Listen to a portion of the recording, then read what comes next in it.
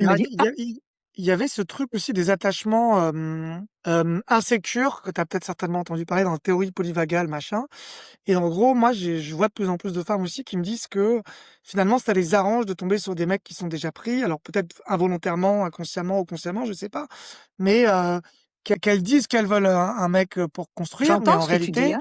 elles ne fréquentent que des hommes, Quelqu'un qui est déjà pris, qu'est-ce qu'il va proposer à une femme? bah, juste de l'aventure. Attends, attends.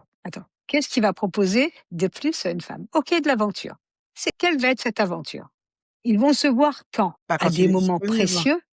À des moments précieux où finalement l'homme ou la femme va pas se prendre la tête à savoir qu'il y a des enfants à s'occuper, qu'il a pas fait la vaisselle, qu'il a pas rangé, qu'il a pas fait les courses. Il y aura un moment précieux, en plus interdit, où il va prendre du plaisir et du temps. La fameuse cigarette, on va prendre la cigarette, hein, bêtement. Et elle Le me disait nombre de gens aussi le nombre de gens qui vont aller fumer alors qu'ils ne fument pas, pour la simple et bonne raison que tu as le droit de sortir de ton bureau parce que tu as une obligation obligatoire, celle d'aller fumer. Mais quand tu ne fumes pas, on te demande pour quelle raison tu sors. Elle me disait aussi cette femme dont j'ai je pense en tête là, que ce qui lui plaisait et en même temps la rendait malheureuse, c'était justement d'essayer de faire changer d'avis l'homme. C'est-à-dire, bah, Bien un sûr, homme qui est déjà pris, il faut essayer bien de le sûr, convaincre qu'on est meilleur que l'autre, donc c'est une compétition. bien sûr. Ça veut dire elle se sent véritablement désirée et voulue. C'est ce que tout être humain cherche, hein, être désiré et voulu, hein.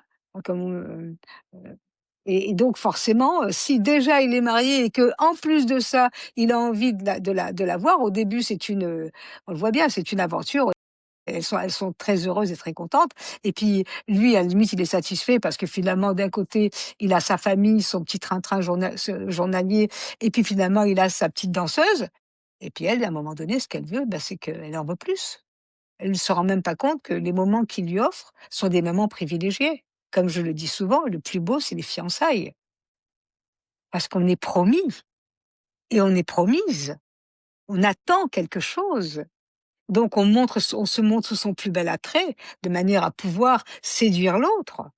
Ça ne veut pas dire qu'après au mariage, ça va pas continuer, bien évidemment. D'où l'importance, comme je dis, quand j'accompagne ces femmes-là, de leur dire: «Je vous accompagne aussi après», parce que c'est bien gentil. Je veux dire, si je veux dire, non pas être, absolument, rétrograde, mais si se faire tenir la porte par un homme ou se faire ouvrir la porte ou, se faire porter les courses, ben c'est pas être, simplement un objet. C'est aussi une marque d'attention. C'est aussi un peu l'image de l'homme fort où finalement l'homme aujourd'hui, il est considéré comme, à part sa muscu